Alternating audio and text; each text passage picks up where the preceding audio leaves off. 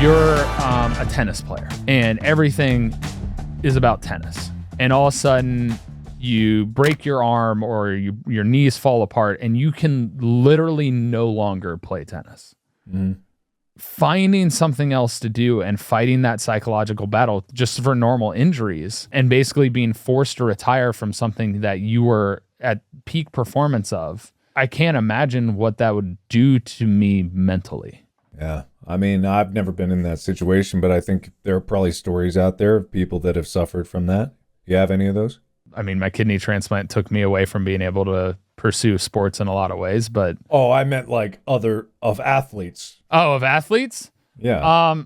I mean, there's a few, but usually the ones that I know of are the ones that like change sports because they suddenly couldn't do something or they overcame it and fought through and then made it in the sport. Those are the majority of the stories we hear. But I think of one, it was a running back for South Carolina. I'm trying to think of his name.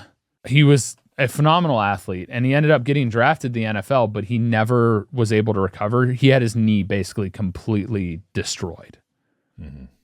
Tore absolutely every ligament, every tendon, everything in his knee during a punt return. I'm trying to think of his name. Was it Marcus Lattimore? That sounds right. But he had like one of the most promising careers, like probably would have been a star in the NFL. Great change of direction, incredibly fast, incredibly strong, everything you want in a running back. And one play completely changed the course of his life. And I want to see what he's doing now. He's an assistant coach.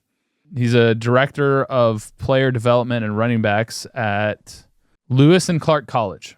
It does kind of gel with what we were talking about before with where you retire and then you just keep doing it. So it's not so bad. I mean, you're still involved with it in some way. And in many ways, I imagine it's easier just because the pressure's lower. Pay might not be as good. But at the same time, like thinking about it is a whole different other ballgame because it's not what you thought you were going to be doing. And so you shift to then being able to teach others about it. I mean, technically, that's what you're doing. You're not wrong. You know what? You're not wrong. Yeah.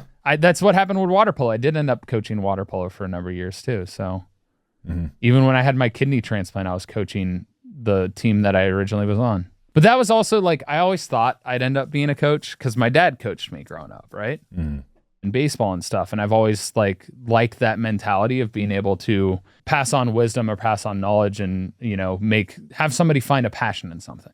And I feel like that's something that you also instill in a lot of people. I know that you instill that in me. You tell me things that you thought I would like. That's why I started streaming at one point and stuff like that.